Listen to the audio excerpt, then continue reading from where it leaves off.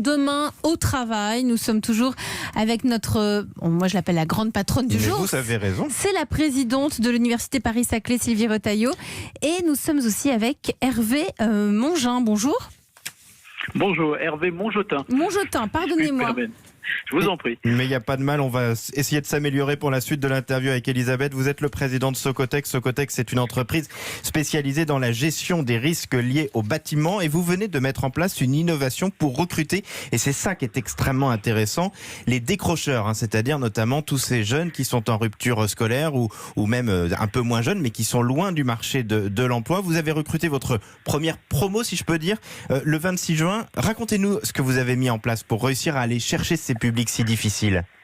Très bien, merci. Donc Socotec, effectivement 900 millions d'euros de chiffre d'affaires, 9000 collaborateurs, la moitié en France, et une société en croissance. Alors cette initiative, on l'a appelée rebond favorable. Donc ça consiste à aller chercher des jeunes généralement en situation de décrochage scolaire, généralement dans des banlieues dites difficiles, et de les rejoindre pour se former à nos métiers durant une formation de 9 mois avec un mix d'apprentissage académique et puis de travail opérationnel avec des tuteurs. La promesse qu'on leur fait, c'est fondamentalement de leur donner un métier et un CDI à l'issue de cette période dans l'une des 150 agences de Socotec. Donc c'est une ambition forte.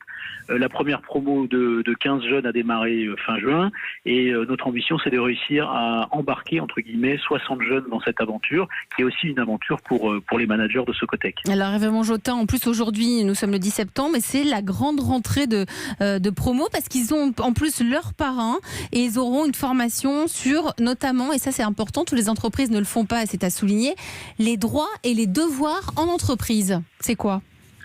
Alors les droits et les devoirs, c'est montrer et faire toucher du doigt des jeunes qui sont loin de l'entreprise, parce que leur environnement familial peut être loin de l'entreprise.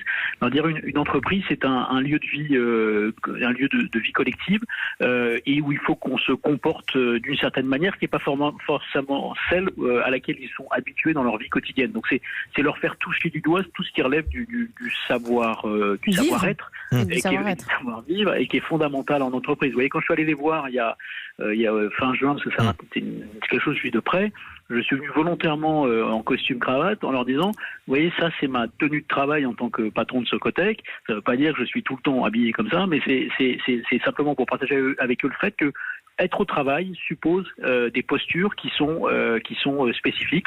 Et ça, juste d'un mot, ce qui est important pour vous, c'est de le développer. Vous voulez créer vraiment d'un mot un CFA pour l'apprentissage ?